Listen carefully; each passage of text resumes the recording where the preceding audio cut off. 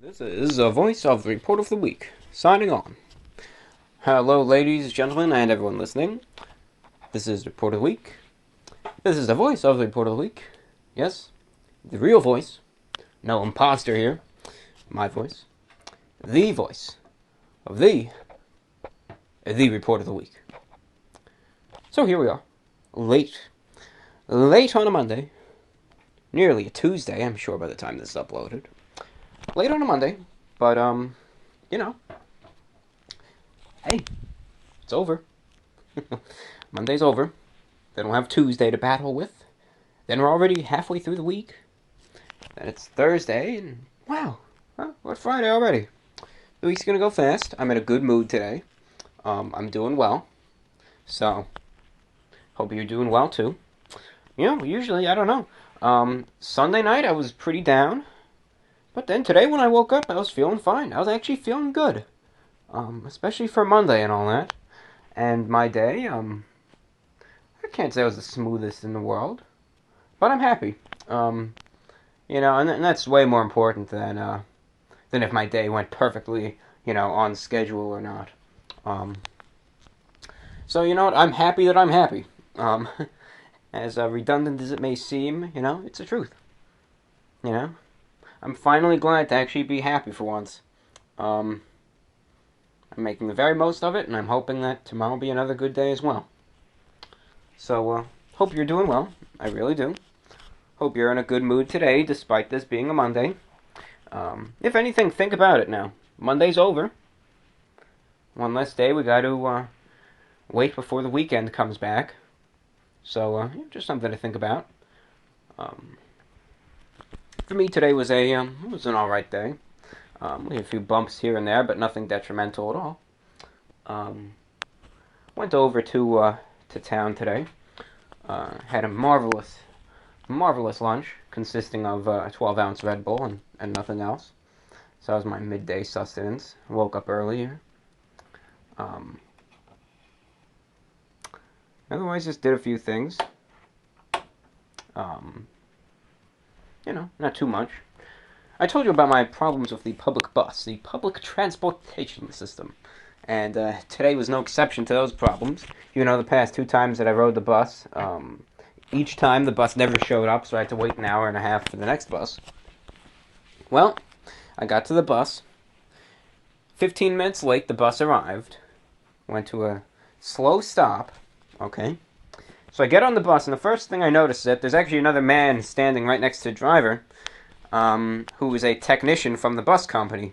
So immediately I knew something was up with this bus, if there had to be a technician from the company riding the bus also.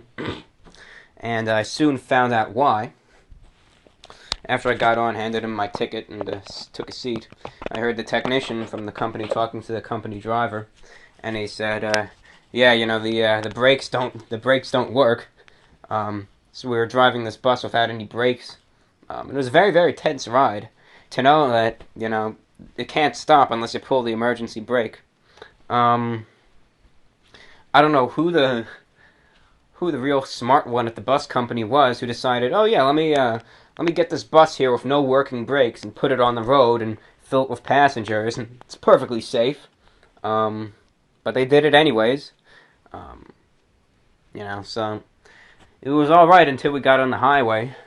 And we were going a little faster, and lo and behold, there's a red traffic light ahead of us with stopped cars, and the bus had to swerve off to the side of the road and pull the emergency brake. And everyone and everything that wasn't tied down on the bus went boom forward several feet, myself included. Nobody got hurt.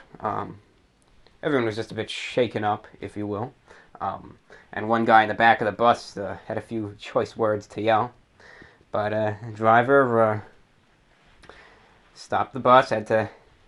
He got up, opened the door. The technician got out and crawled under the bus for about 10 minutes and was working on something. Driver profusely apologized to everyone. And I really felt bad for the driver and the technician on the bus, because it's not their fault. No one should really be getting mad at those two people. They should get mad at the bus company for letting them, be able to use a bus that doesn't have any working brakes.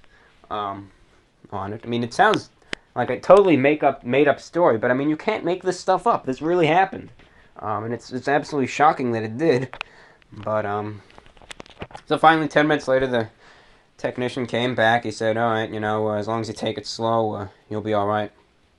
So slowly and surely, we continued, and finally, I was very happy to exit the automobile, or the autobus, as they say in Spanish. So, this is the second time I was ever really happy to get off the bus. The first time was when I was approached by a very shady individual, but we'll save that story for another day. But very scary. Could have ended a lot worse. Potentially, if it was bad enough, I may not be here right now. But, very good response, quick response on part of the driver, and, good work with the technician to keep it running. There's still another nicer working bus, of which they have many, would have been nicer, but, I guess you'll take with what you got. Poor guys. I really do feel bad for them, though. They have to put up with all this crap from people and the machinery and what have you. So, hope they have a better day tomorrow.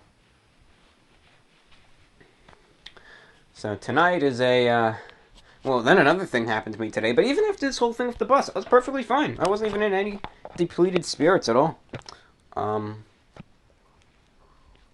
this evening, went over to Wendy's with another person. Alright. Now, it was rush hour, okay? And it's in a very densely populated area, this Wendy's. We were stuck in traffic for about, it was a longer drive. We were stuck in traffic for about, 15, 20 minutes. Get there, go to the drive-thru. I ordered, they have their pulled pork sandwiches, right? Wendy's has their pulled pork sandwiches. I just did a review of one of them somewhat recently. I wore a very nice black shirt and tie set. I really should wear the black shirt and tie more often. It's a great dress shirt, and it's, neglected to a degree in my wardrobe. Anyways, though. So, I start doing, looking at the menu. See, oh yeah, they got the pulled pork, a cheeseburger.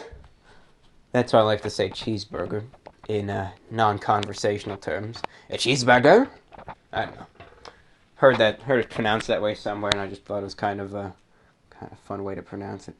Anyways, no need to explain myself all the time. Some things are just better left in enigma. Anyways, so we went to drive-thru. I see there's this cheeseburger, burger, and I think why not? I'm dressed appropriately. I'm going with a blue shirt and tie today, khaki dress pants. I'm looking appropriate enough. How about I do a review? I was already thinking about this burger before I got there. There it was. There was a sign. Never had it. So why not? Order it. They confirm the order with me in the drive-thru. Go to the window. Give me the receipt. It says cheeseburger, pulled pork cheeseburger, and they say, "Oh, here's your cheeseburger." They even said, "Here's the cheeseburger," and look in the bag. Yeah, I see there's a bone there. That was my fault. Not looking closely enough. I'll say that. That was my fault.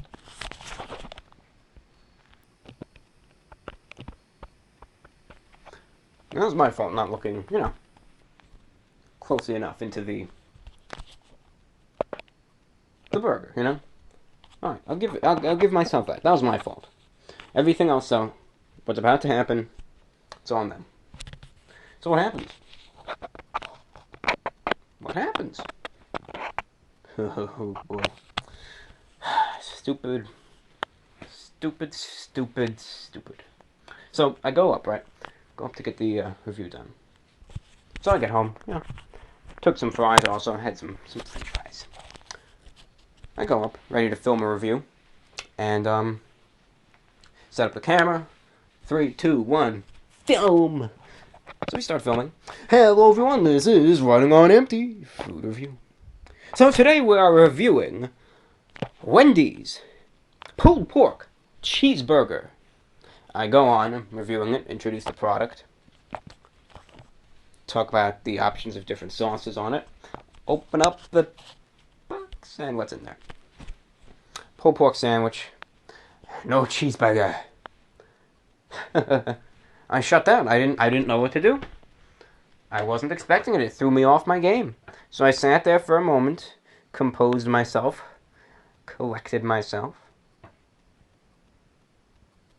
So I criticized them and their service very heavily. But I vowed I will be back. I will return with another review of their cheeseburger. So, with that being said, I'm still putting the video up to showcase their awful service and real-world events that nothing is perfect. Sometimes things are perfect, but sometimes things just don't work out. And that's a point I'm going to prove. Well, a point that I'm trying to prove in my head. It's just going to be a review or a botched review, really. We'll get that out of it when you watch it. I'm going to put it up tomorrow, I think. Maybe along with an actual review, maybe not. We'll see. Got enough reviews up anyways. There'll be more to come. But anyways, so, yeah, that's that. Not going to label it as a review. So call it whatever you want. Botched review, you could call it, I guess a blooper, because I really didn't see it coming, and after that, the review was inoperable. So, you know, I don't know. Even afterwards, though, I'm still in good spirits. I ain't even mad, as some have said, because I'm not. I've got no problems. Got nothing to be upset about. I'm just doing fine. I'm doing just fine. So, tonight's also another little bit of tomorrow's going to be a little sad night for me, Shortwave enthusiast. Going to be the final night, this is the penultimate night, of Radio Exterior de España's shortwave broadcast before they shut down. The reason being is because they came under new management. The old management and their entire staff strongly stated that they should keep their shortwave services on the air, including all the technicians and broadcasters and even workers' unions. They all protested and said, no, keep Radio Exterior de España, it's like the voice of Spain, on the air. But no, the new management didn't listen, so shutting them down October 1st. So tonight, as I record this show, I have the radio upstairs recording their second-to-last English broadcast to North America. Their final broadcast is tomorrow night. I would guess from, 8 p.m. to 9 p.m., assuming they are true to their word and they do actually shut down. You never know, but they actually shut down once in 2012, and now they're back, but they're going to shut down again. So who knows? But, final broadcast, 6055 kilohertz AM. Might have to use the synchronous LSB mode, because there's interference from another station. So to hear it clearly, you'd have to use a special mode. Or you could listen to it in AM, and it would be a little more of a blotchier recording. But the very final broadcast, I'm going to record it. I'm recording this one. I'm going to record their final broadcast, too. I don't know if during a final broadcast, if the announcers get any time for themselves to say goodbye and, sign off for the last time. So who knows? Their English service really wasn't anything to even remark about. It was very small, not too well coordinated out. But, just one less voice now. It's the only real mourning of their loss, if you will. Anyways, after this I plan to take a walk. I'm going to talk about something on that as well. Hopefully not as dark a topic. But, first we got some fan mail. Now, I'm located in the other room, of course, and I have my actual fan mail printed out. Because otherwise, I would have the whole radio broadcast blasting upstairs, and I just didn't want that to serve too much to distraction. Of course, the full broadcast of their last show, and second to last show, will be uploaded to another mystery channel. Yeah, so full hour broadcast pretty much there. Carrying on though. Fan mail time. This is the mailbag show, and that's actually copyright of Radio Havana, Cuba. We're just reading fan mail on VORW. Hello. You don't have to read this. Oh, no, I am. It's nothing that shouldn't be. Just to answer the question about creepypasta. It is scary stories, as you said, but the name refers to the tendency to copy and paste and repost content on image board sites like 4chan. Copy and paste. Copy, paste. Copy pasta. That's a general term for overly reposted content. Then, to make it more appropriate for scary stories, the name was tweaked to creepy pasta. It's from Christina. Thank you again for your clarification.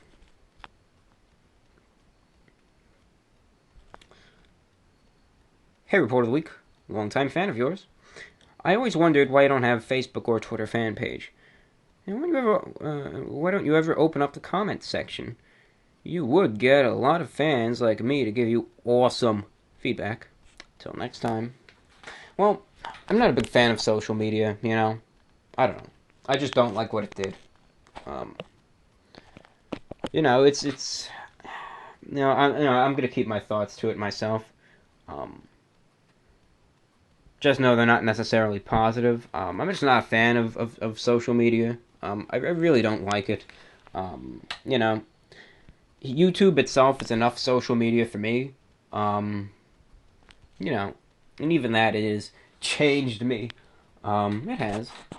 No, for better or for worse. You know, I've learned a lot from this channel, a lot of very tough life lessons, whether I like it or not. So maybe it wasn't all that bad a thing, but it's definitely changed me regardless, this YouTube thing. Surely has. I'd be a fool to say it hasn't. I've met a lot of awesome people and learned a lot of things, you know, on my years on YouTube. No doubt about it. But anyways, Facebook, I just don't understand the premise of the site. Yeah, you like something, so what? I just don't know how or why likes are so, I don't know, sought after. It's like the equivalent of gold doubloons in olden times. Right, a like is worth literal money in some cases. I know some people are willing to pay for programs or people to send like thousands of throwaway accounts to like your page. I don't know. So that's one thing I really don't understand about Facebook, you know. Unless you're going to review like your breakfast, who cares if you post a picture of it, you know? I don't know. Maybe it's just my flawed, archaic ideology. You know, I don't know. And Twitter, I don't understand that either. I'm trying to understand the site. I feel like I'm like an 85-year-old right here, like a technologically inept grandpa. You know, sitting there trying to figure out, you know, these blasted contraptions that these kids today use, as they might say. I just don't understand the premise of Twitter either. You know, why limit it to what you have to say to, you know, whatever it is, 250, 150, 365 characters, right? Is that what it has to be? And then thanks to that, the number sign is now known as the hashtag, instead of the number sign, which I will forever know it as. It's either a number sign or a pound key to me, nothing more. You know, I'm not bashing you. Everyone, literally almost every one of you has at least some sort of social media. You know, who am I to judge anyways? Look at me, you know. People consider YouTube a social media site to an extent. Sure, it's focused around videos, but same type of deal. So really, you know, who am I to say this? I'm just not a fan of the two. Now, on Facebook, there's actually a Facebook page for the Report of the Week. And for the longest time, it was actually run by an associate of mine, where I would relay something to him and he would post it. So I actually had control of it. He still does. Okay? But the page has become since pretty much inactive. And Twitter, I have no presence on Twitter. There was some guy who impersonated me not on one, but 2, maybe even 3 accounts on Twitter. So, you know, what are you going to do with that? I'm not on Twitter at all, so if you see someone saying, yeah, I'm the Report of the Week, ignore him. Just another peanut brain. As am I, but, you know, I don't go impersonating anyone else, you know. So I don't know. Sauceface was a fantastic movie. How are you able to snort an entire pizza? Pizza is one hell of a drug. That was based off of the latest fan art. Very funny one indeed. I liked that fan art. But pizza is the staple of my diet. Aside from caffeine, pizza is what carries me through the days. These difficult Mondays spent cowering in nervous apprehension of riding the public transport system.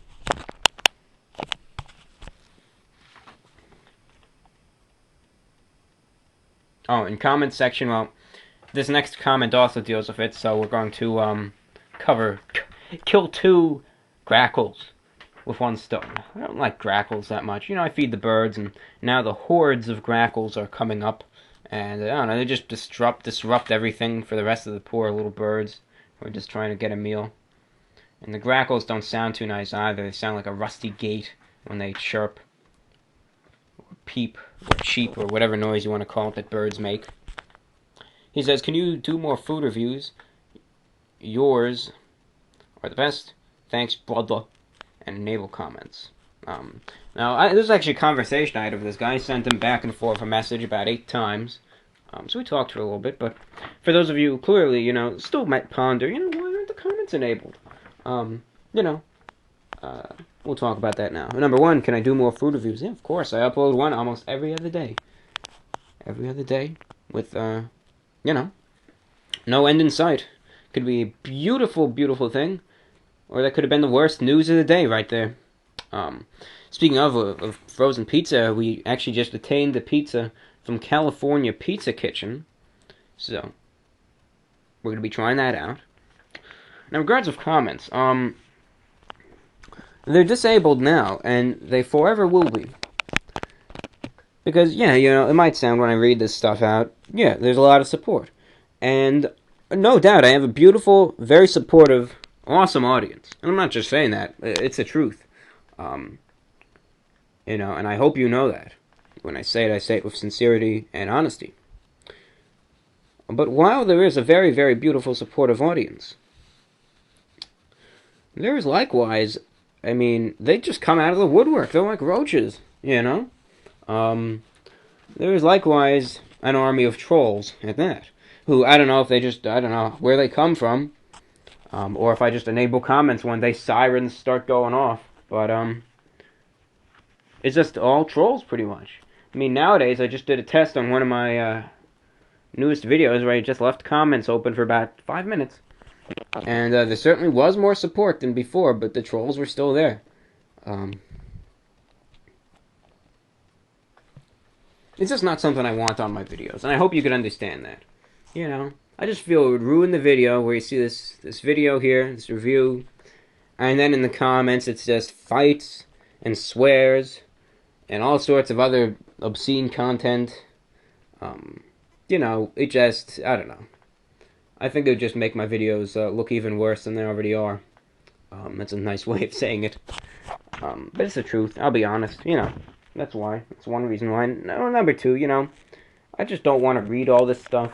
Every time someone leaves a comment, this stupid little Google Plus thing lights up, and I don't know. I don't want to see what everyone has to say. Really? Every negative thing.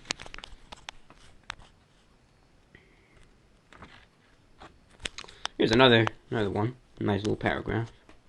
Hey, report of the week. Let me start by saying you are one stylish dude. I wish I had as much swag as you. You sexy man. A few suggestions for you, sir. There is a somewhat new energy drink on the market called Cana Energy. It's made with hemp, no THC, and is a healthier alternative to other energy drinks. It uses pure cane sugar instead of high fructose corn syrup, and does not have the metallic taste many energy drinks have. I love energy drinks, and this is by far the best I've had. I would love to see you review it. I know you are against cannabis. That doesn't mean that you can't appreciate the many benefits the hemp plant offers. There's a suggestion how about switching up where you record your reviews. I think it would be cool for you to do some outdoor reviews while the weather is still nice. Keep doing what you're doing. I love falling asleep to your shows. Your voice is so soothing after a long, hard day of work, but you are incredibly well endowed. You know what? I mean, if it were any other day, I would make a comment about that drink. But I'm in a good day. It really hasn't been that good of a day, but I'm in a good mood, and I have nothing to rail on this guy about. So thank you for your suggestion. I'll always consider it. No doubt tonight while I'm sitting there looking at my channel and thinking about, what am I going to do tomorrow? What review am I going to do tomorrow?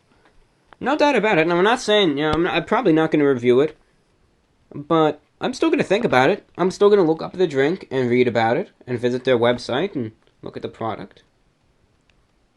And I'll definitely check it out, and I'll definitely think about it, and I'll think about you and your suggestion. I hope you know that. Because I care, and I don't know, I just feel sometimes bad, when someone gives me a suggestion, I really, can't fulfill it. Just switching up about where I record the reviews, that too would be nice. It's something I've thought about for a while. The most variation you see now is when I do one of those pizza reviews, I'm sitting there on the other end of the table. So, that's something. We'll see what happens. And thank you for your words, sir. Continuing. Would you rather eat your least favorite food for the rest of your life, or eat whatever you want, but I have to chew it for you? Give this question some thought. What if your least favorite food is food that is chewed by me? Either way, the food would be chewed by me in this scenario. The question then boils down to your least favorite food chewed by me, or any food you choose chewed by me. P.S. Thanks for answering my alternative universe question. Number sign married in the 11th dimension. Boy, that's a tough one. I would have to eat my least favorite food. That'd be the first one, non-chewed. Eventually, if it was the only thing I ever ate, I would develop a craving for it, and it would be awesome after a while. However, the second one, even then, I don't know. It would be disgusting, yeah, but I'd get used to it. It'd be like a little baby bird. It would either be the least favorite food, because then at least, it would be the same thing, so I would get used to the taste. However, yeah, I could get all the beautiful food I want, but it would be a different taste every time, and it might gross me out more. That's something I have to think about.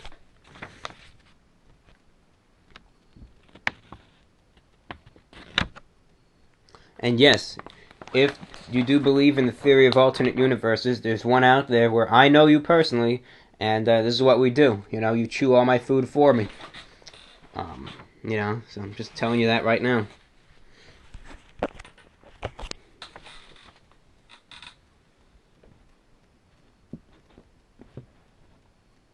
Dear Review Bro, first I'd like to say I'm a big fan of your work. A while ago, my friends Paul and Madison, aka Mad Dog, introduced me to your channel, and I've been listening ever since. Can you please give Paul and Madison an official Report of the Week shout-out? Sure. Paul, Madison, you both have a very formal and very official Report of the Week shout-out. You guys got a shout-out. Hope you guys are doing well. Wish you all the best. Sincerely yours, Report of the Week. Carrying on with his letter now.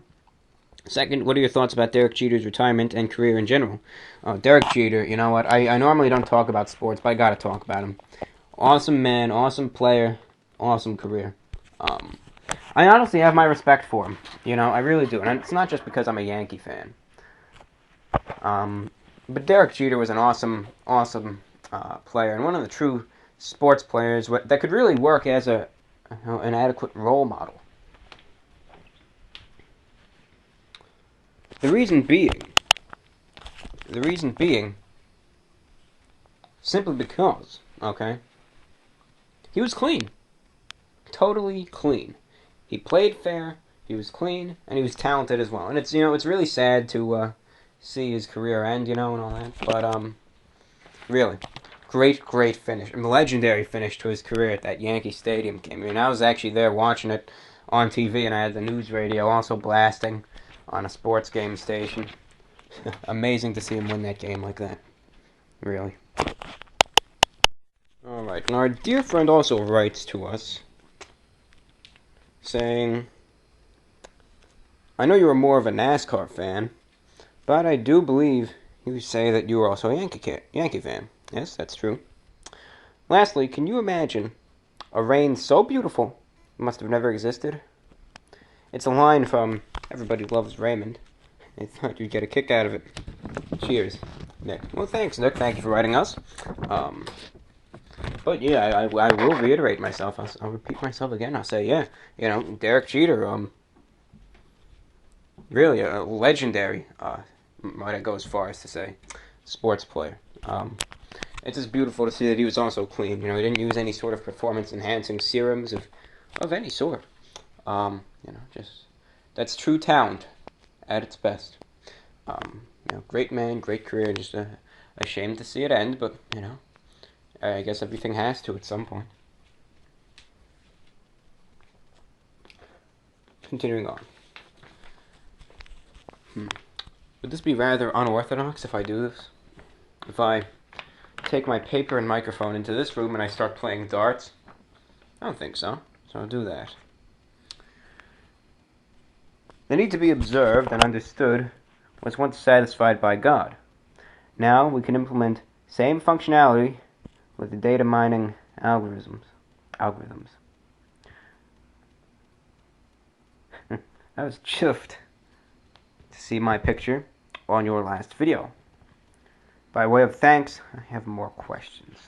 Great. Number 1. Have you ever been to the circus? I have once. I was once.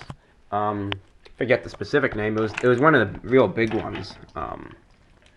Definitely, it was one of the big names of the circus world. Many years ago, probably around 04, 05. But yeah, from what I recall, it was rather interesting. Next question. I calculated recently that you were gaining around 30 new subscribers a day. That's a full busload. Do you ever feel the pressure from speaking to so many people? No. No, I never do. Hit the wall with the dart. It's no good. No, never. Never. Because it's one thing sitting here in an empty room with just my microphone or just my camera and talking. Because in reality, I'm not talking to anyone, I'm talking to myself. Wouldn't it look so odd if you suddenly brought someone in the room who had never seen cameras and microphone and they just see me sitting there babbling on to what seems to be nothing? It looks so weird. But I'm just talking to the camera, so it's no problem doing that. However, if you think about it, the people who watch my video, it might be a whole different story if I were sitting there at this table giving a review and try to envision it, because I think it would be a very, very awkward scene to picture. But myself sitting there in this review, with my little table and suit and everything, sitting there doing a review in a full auditorium of, 1,500 to 2,000 people. That would be a certainly different atmosphere to it, rather than just sitting in my room, doing the review. But no, never. Doesn't bother me, really, speaking in front of people. Never has, really. Though I will say, over time, I've gotten more comfortable doing it, to the point where now it's no problem at all. Have you ever been in a courtroom? I have not. Well, yeah, I actually have. Not like I have never been on jury duty, for instance.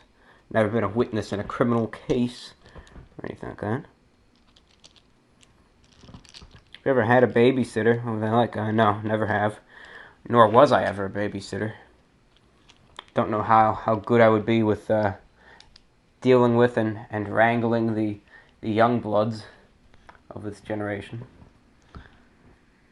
Then again, though, you let them have their time, and but I don't know, it's just not for me.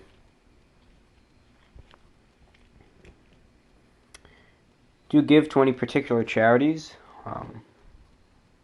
I give to what's, for instance, if there's a time of crisis or what have you, I'll give to an appropriate one in that circumstance. So whatever is really most essential, assuming that I have the money to give. Um,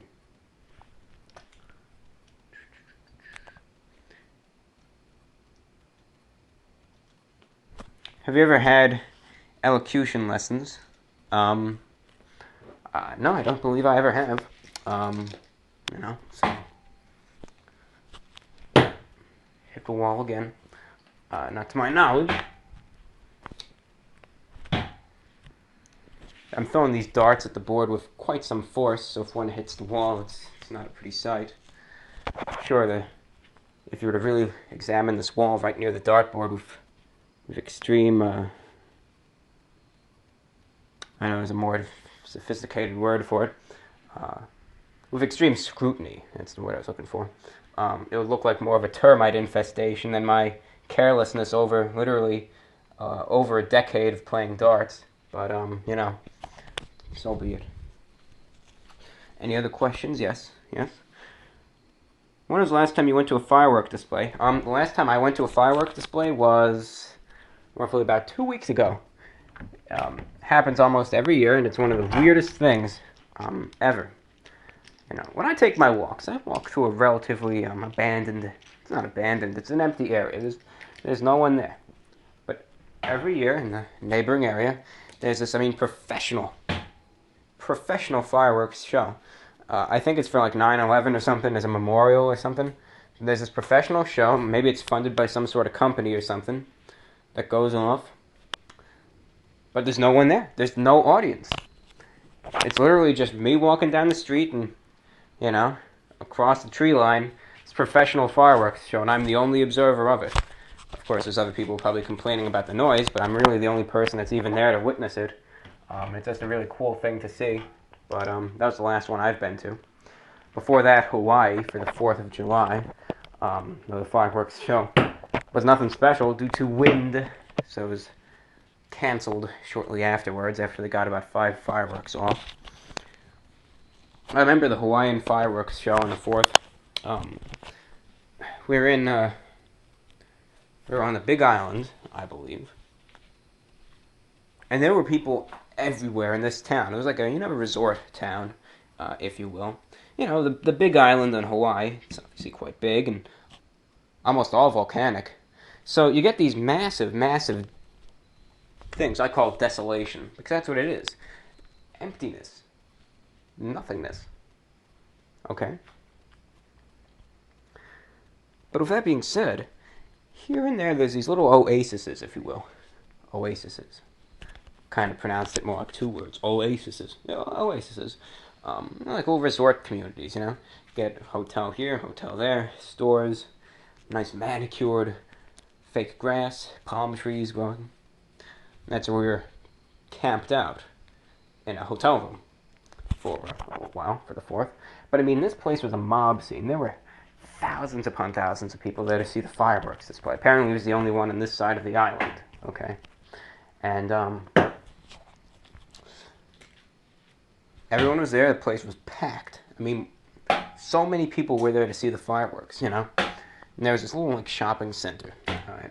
A lot of uptight stores, jewelry stores with, a $10,000 diamond encrusted wristwatch that nobody needs. All this stuff that it's not for me. Restaurants were limited. There was a really nice steakhouse there. That was one of the best that I've ever had, and if not, where I had the best steak that I've ever had in my entire life. With that question, it was a filet mignon, and it was worth way more than I would have liked it to be, but boy, was it good. But where we're here. There was this restaurant there that on the 4th, it's called the, I know it's a chain. I think it's called the Macaroni Grill. I called it the Marconi Grill, named after Mr. Marconi, credited as the pretty much inventor of shortwave radio. So on the 4th, I ate with the folks at the Marconi Grill, and I had a flatbread pizza. It wasn't that bad. Definitely something I wouldn't eat every day. But because there were so many people there, we waited an hour and a half to even get in there and get seated. When we did, things picked up a bit, and we got served and all that stuff. But there were so many people. It was like packed, in this center and on the grounds by the hotel and everywhere else. There are people everywhere. I mean, huge amount of people there, all for the fireworks. So they were supposed to be at 9 o'clock. 9 p.m. rolls around. I just said, I want to see the fireworks. There's too many people out there in the first place. No doubt, a large percentage of them will, if not already, will be inebriated soon. I don't want to be in this massive crowd of roaring drunk tourists. So I went to the room, and shortly after the folks followed suit. 9 p.m. rolls around, hear the first firework. Then about 5 more, and that's it. The show got canceled due to the wind. So, I don't know, I just kind of got a real good laugh out of that, thinking of all these people here for this show, and it gets canceled. Sorry to go on so long about this question. Have you ever been stuck in a lift? No. No, I never have. Never want to, but never have been. And what is your loft like? That's attic. Does your evil twin live up there? Maybe. He only comes down when he needs a new pair of jeans, but the attic is bare, nothing up there at all. Totally unfinished. No, just a bare light bulb hanging down. Looks more like a crack den than anything else, I'm sure. Just a bare light bulb hanging down. Not even any floor really, just a few boards. And there is a big radio antenna up in there. There is. It's a nice solid radio antenna up there with all sorts of different prongs and what have you. It's it's about 4 feet high or so. It's a VHF, UHF frequency antenna. In layman's terms, it's an antenna for a police scanner, which it's hooked up to. So, I have a police scanner upstairs. Great range for it.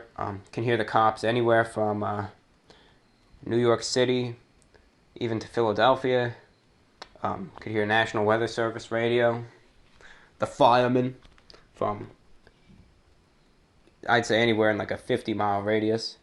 Can hear a few amateur bands. Could hear buses, Coast Guard, Marine radios, everything. So, really, couple, this, which covers a large amount of the higher frequencies, which is more like, police, fire, EMS, walkie-talkies, all that kind of stuff, with my shortwave radio. In part, I could listen to almost a very large amount of the entire radio spectrum that's worth listening to, that is, I mean, believe it or not, maybe you knew this, maybe you didn't, but, your cell phones, every time you make a phone call, that's actually using a radio frequency that someone with the right equipment can tune into. Pretty sure that might actually be scrambled. Just like I was thinking about satellite radio. That's broadcast on a radio frequency, but the transmission is all scrambled up, so you have to pay a certain subscription, and then they'll unscramble it, or you'll have a special receiver where you could unscramble it and listen to the satellite feed. Interesting thing. Who cares? But yeah, nothing up there. 2 more questions. Or comments, really. Not everything's a question. These are 2 separate messages, might I say, from 2 separate people. Hey, everyone. This is my first time writing in, but I've been watching your vids for about a few months. I'd have to say I did indeed catch the Report of the Week bug, and now eagerly await your new videos and reviews and VORWs. Your last VORW, I forget the number, where you were we were condemned that your videos went viral, really bummed me out. If it wasn't for that, I wouldn't have found your videos. So for that, I am grateful. Keep on keeping on, brah. P.S. Don't let the trolls from 4chan get to you. Truly a miserable group of people. Won't really contribute anything but hate. Well, you bring a smile to people's faces daily, and for that, I commend you. Thank you for writing, sir, and really, thank you for your words. And now, finally, last but not least. Hello, the report of the week. I have a question. What is the one truth that has held constant throughout the span of your channel, if any? Last VORW show, I enjoyed hearing about your channel's history and how its reception influenced you and continues to evolve. Thank you for sharing. You're the man. Well, there's many truths that have held consistent with my channel. Now, it really depends on how in-depth you want to go. You could take something as simple as, I always liked to wear the suits. I always liked to dress formally. I still do. Right. That's not really, you know. Anyone who has two eyes can really tell that.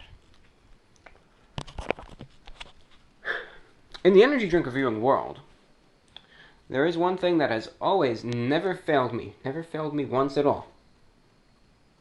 So I will share that with you now. You know, with energy drinks, there's various products out there. Normally, there's about three main sizes of energy drinks. You have the energy shots. Small little things, you know, most prominent of them being 5-hour energy, but there are others. You have G-Shot, and a couple others. Fuel, that was one of the worst I've ever had. Java Shot, so many others. So you have the little energy shots. Then you have the 8-ounce energy drink. Most famous of them being, you know, Red Bull, or Green Energy, and a few others. Liquid Lightning, for instance, being a recent one, as well as Overcharge.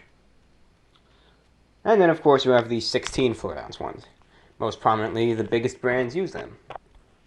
Monster, Rockstar, Amp, just to name a few. Kickstart. One truth that has always held true for me. I don't know how it does this, but it is. It's just how it is. When it comes to the size of the energy drinks, normally, the bigger the can, the better it tastes. And that's funny, but it really is the truth.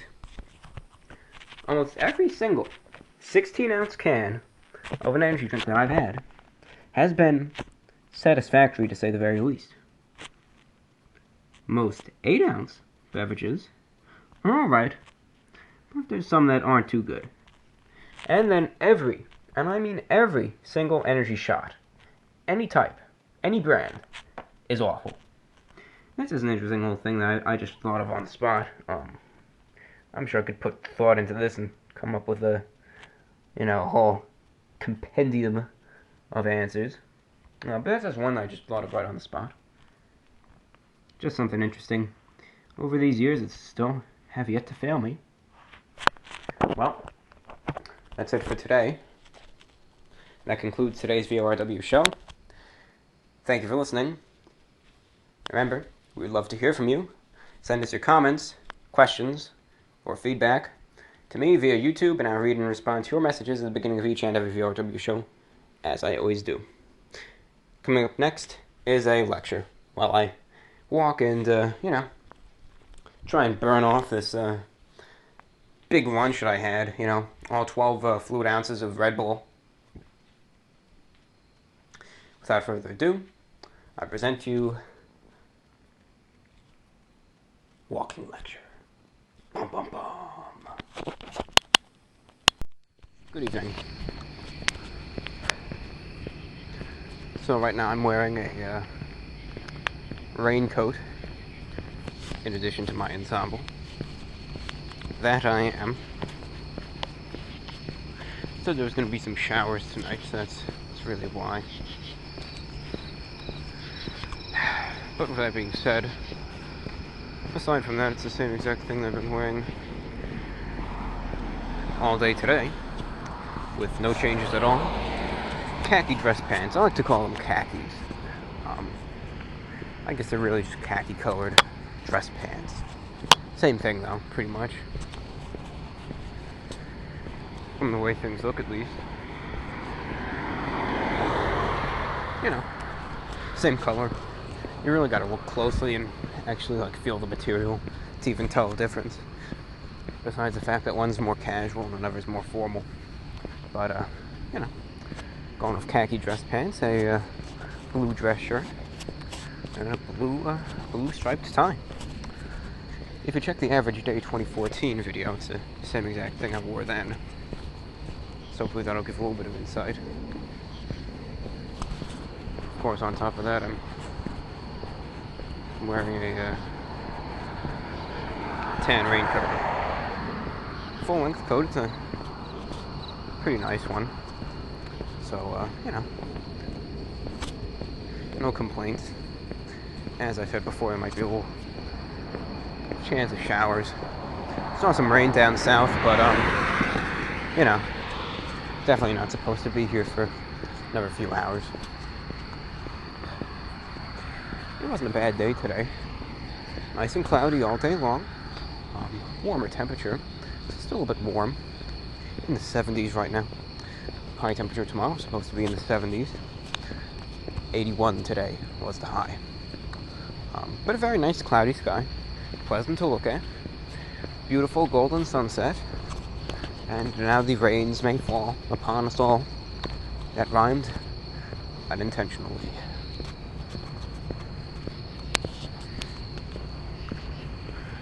So,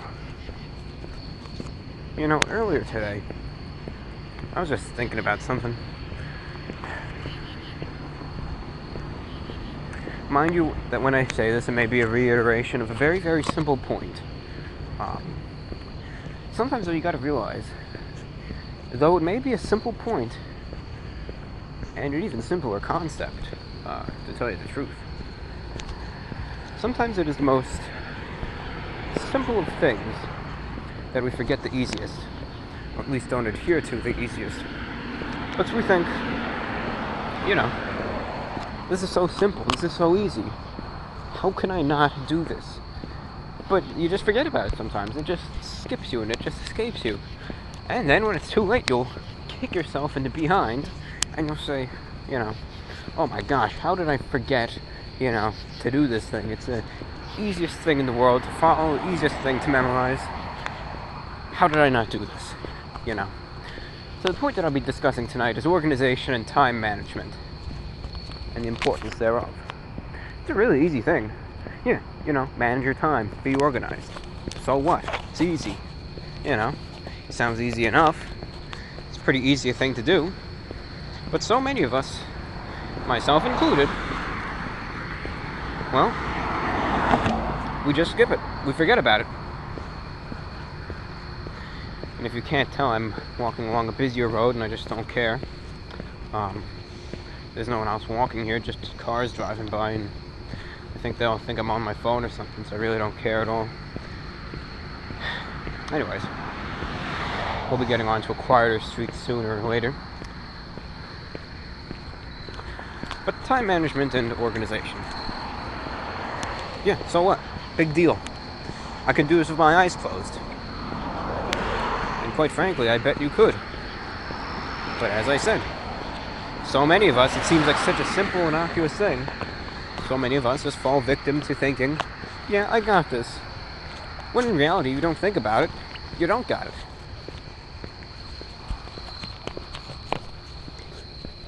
Organization and time management.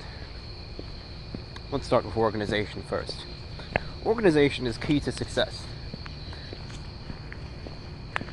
Sure, you might be thinking otherwise. Sure, you might be saying, yeah, well, you know, there's been brilliant scientists and professors out there with the messiest workspaces in existence, pretty much. Your statement is immediately false.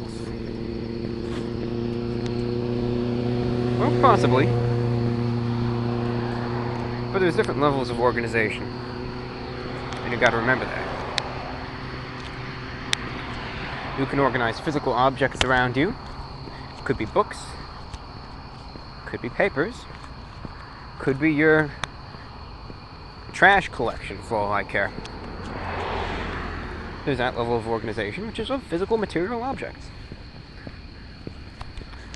There's another type of organization which, well, invisible objects.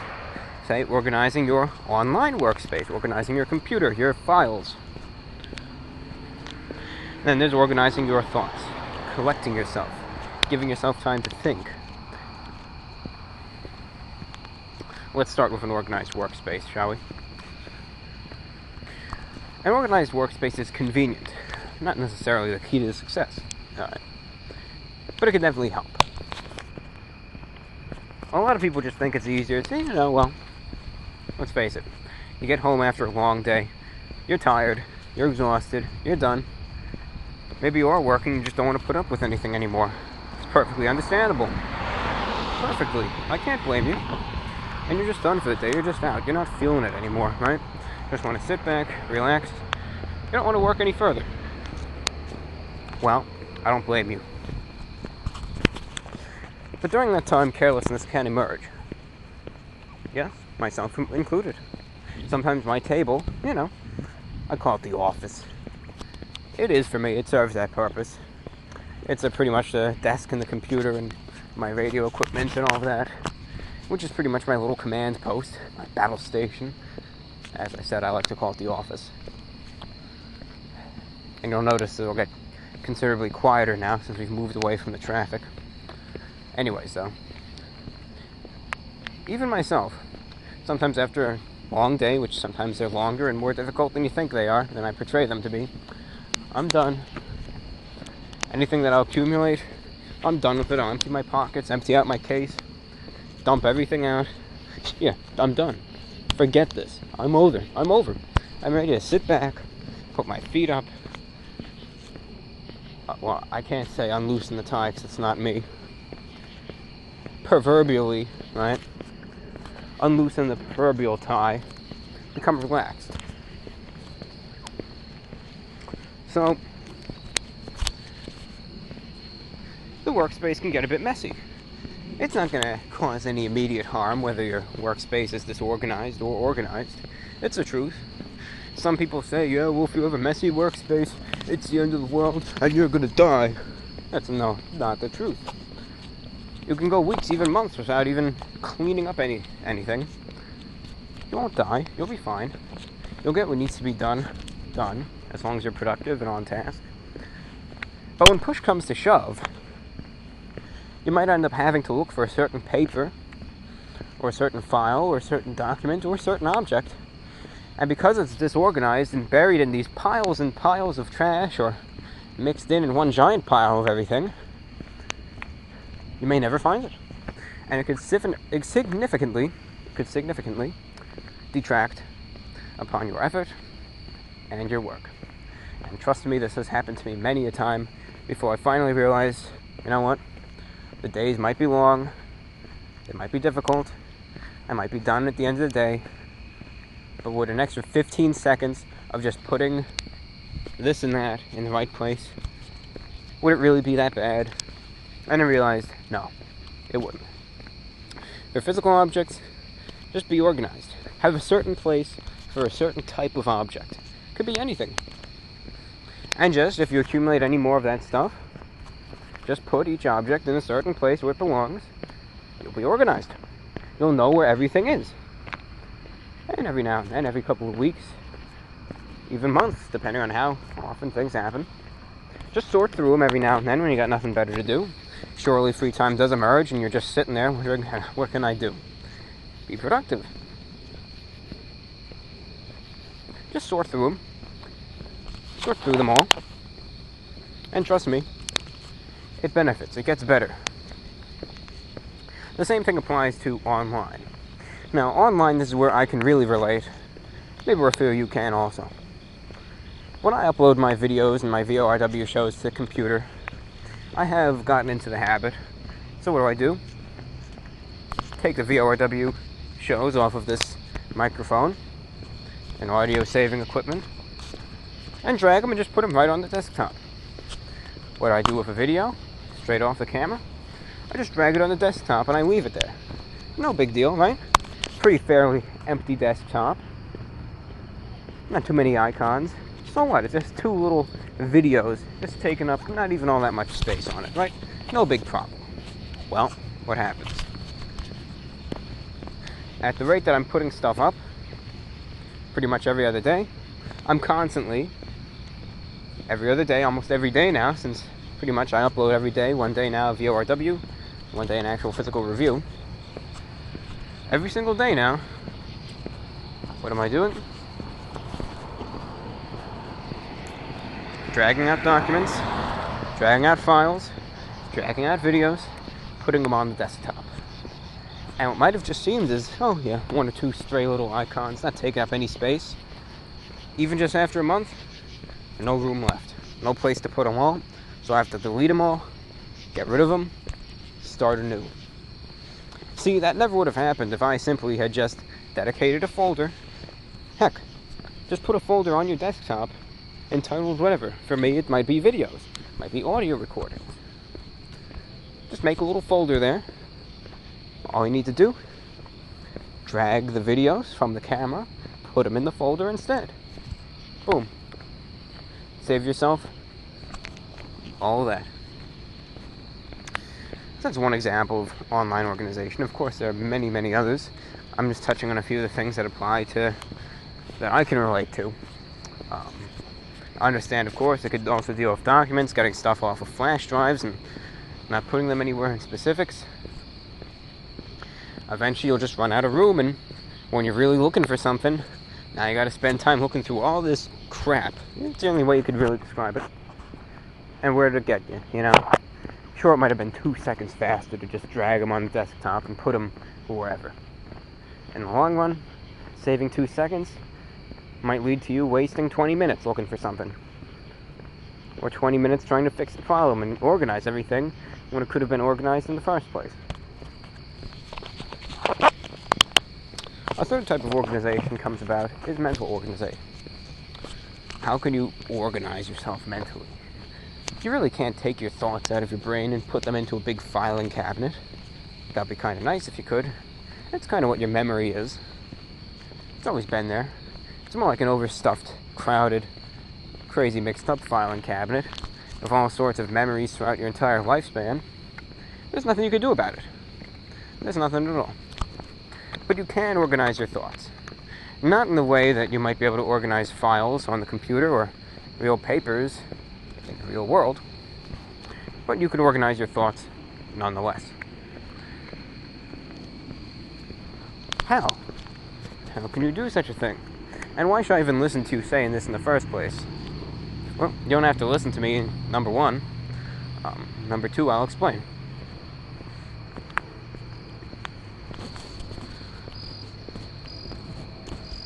There's a deer.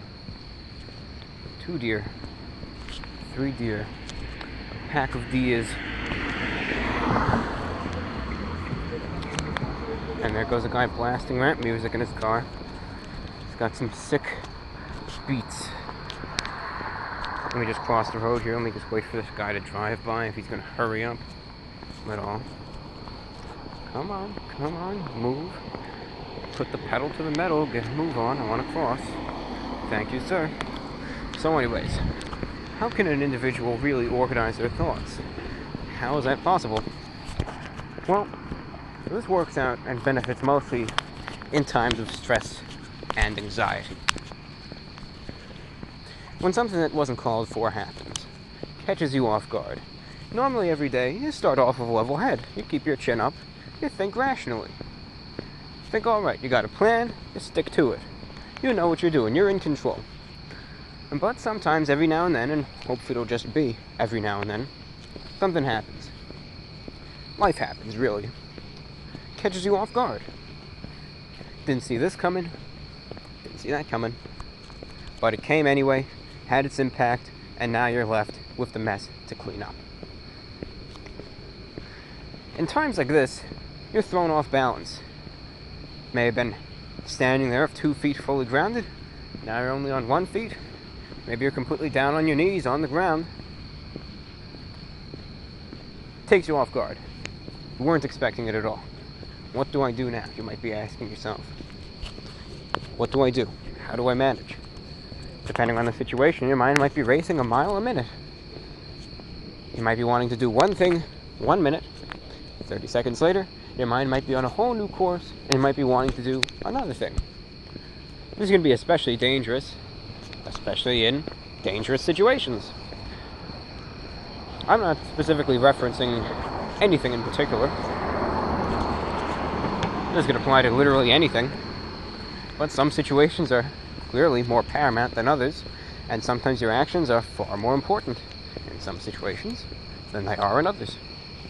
And that's why you must act very carefully. There's a saying that goes as follows: you can't change the past, but you can always change the future. And that's really the truth. You can't go back in time and change what you've done, but you can change what you will do, for better or for worse. That's a very important thing. A simple decision that you make can change the entire course of your life. Or maybe it won't. That's why decisions are very, very important. And in times of stress and seemingly chaotic situations, where your mind is racing a mile a minute, and you're coming up with a new decision that may be better or worse than the one before it, every 15 seconds, it can be pretty dangerous. This is when mental organization comes especially into play. Now, mental organization is different, because really, when you're organizing your mind, you can't sit down, reach into your skull, sort through a few papers, and everything's on its way. It simply doesn't work like that. Well, if you did that, chances are you'd probably die. And I highly doubt there are any papers in your skull. But it just doesn't work like that. Organizing your mind and your thoughts can really be attained in one simple step. Sit down and relax. Now, if it's a very difficult situation, it might be particularly tough. And assuming you're not being chased by a ravaging horde of zombies, for instance, you might have time to at least collect yourself for a moment. I'm not saying sit down and get into the Zen position and meditate for 2 hours. No, not at all. But take a breather. Take a breather. It's that simple. If you really need to relax right away, take a deep breath in through your nose, exhale through your mouth, and simply say, relax. Do it about 3 times, and even then you'll be noticeably, significantly more relaxed than when you started out. Even after a simple relaxation breathing exercise like that, your mind will already be clearer. You'll be at least somewhat calmed down, and now give yourself time to think. Think about the situation, examine it, analyze it to the best of your abilities with the situation that you are given and the variation of the severity thereof, and think about the possible outcomes. If you have more time, think about what can happen, and think about how your primary decisions will influence it. When you start thinking like that, rather than just wild thoughts coming about here and there, you're actually organizing these thoughts, thinking about them, and the possible repercussions of them,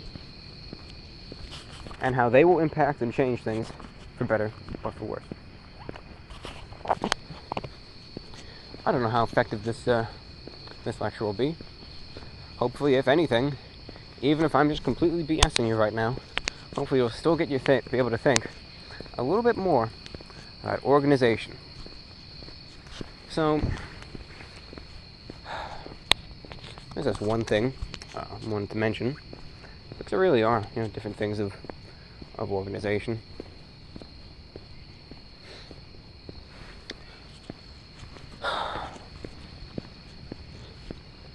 How much time did we kill?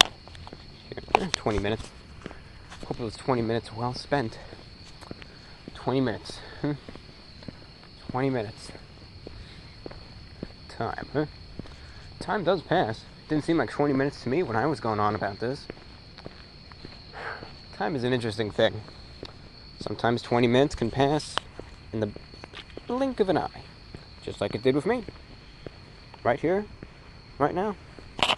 Other time, 20 minutes can seem literally like an hour and 15 minutes. Yeah, I know, you thought I was going to say an hour and 20 minutes, but I didn't. Time and the passage thereof is a very interesting thing. Yet, it's really our perception of it that makes it seem passing so fast or so slow.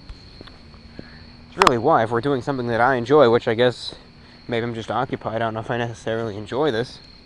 I like to say I do, and I hope I do. That's when we're doing something that we enjoy, or at least keeps us occupied. We're not thinking about the time. I'm thinking right now about what I'm going to say next, about this lecture I'm giving. And also looking around for deer, because I know this is their mating season, and the male deer are too stupid to realize that I'm not particularly interested in their female mate. So the last thing I want to do is get charged by a hormone-enraged deer. But, anyway.